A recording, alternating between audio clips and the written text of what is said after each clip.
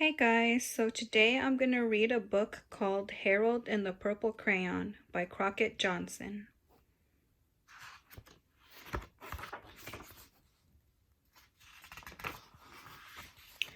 One evening, after thinking it over for some time, Harold decided to go for a walk in the moonlight.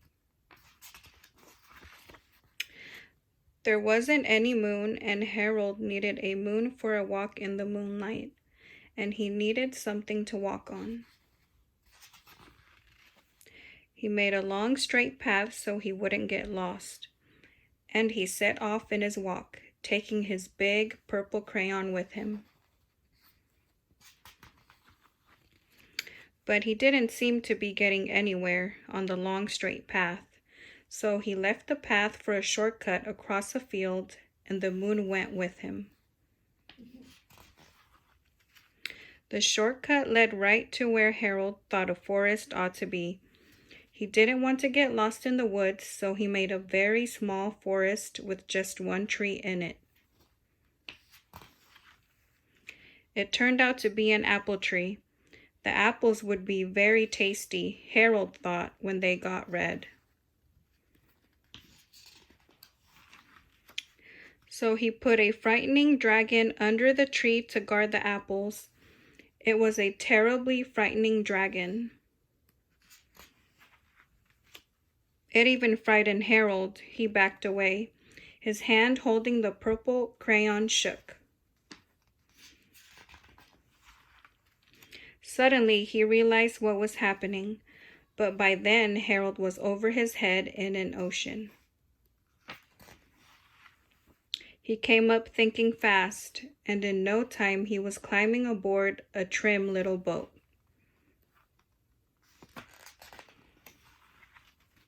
He quickly set sail, and the moon sailed along with him. After he had sailed long enough, Harold made land without much trouble. He stepped ashore on the beach, wondering where he was.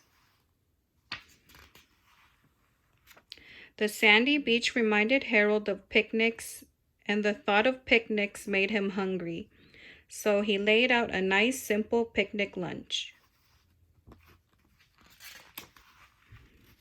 There was nothing but pie, but there were all 9 kinds of pie that Harold liked best. When Harold finished his picnic, there was quite a lot left. He hated to see so much delicious pie go to waste. So Harold left a very hungry moose and deserving porcupine to finish it up. And off he went, looking for a hill to climb to see where he was. Harold knew that the higher up he went, the farther he could see, so he decided to make the hill into a mountain. If he went high enough, he thought, he could see the window of his bedroom. He was tired and he felt he ought to be getting to bed. He hoped he could see his bedroom window from the top of the mountain. But as he looked down over the other side, he slipped, and there wasn't any other side of the mountain. He was falling in thin air. But luckily, he kept his wits and his purple crayon. He made a balloon and he grabbed onto it. And he made a basket under the balloon big enough to stand in. He had a fine view from the balloon, but he couldn't see his window. He couldn't even see a house. So he made a house with windows, and he landed the balloon on the grass in the front yard. None of the windows was his window. He tried to think where his window ought to be. He made some more windows. He made a big building full of windows. He made lots of buildings full of windows. He made a whole city full of windows. But none of the windows was his window. He couldn't think where it might be. He decided to ask a policeman. The policeman pointed the way Harold was going anywhere. But Harold thanked him.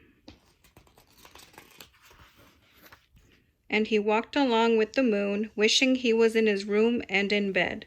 Then suddenly Harold remembered. He remembered where his bedroom window was when there was a moon. It was always right around the moon. And then Harold made his bed. He got it in and he drew up the covers. The purple crayon dropped on the floor and Harold dropped off to sleep. The end. I hope you guys enjoyed this book. Thank you guys for watching.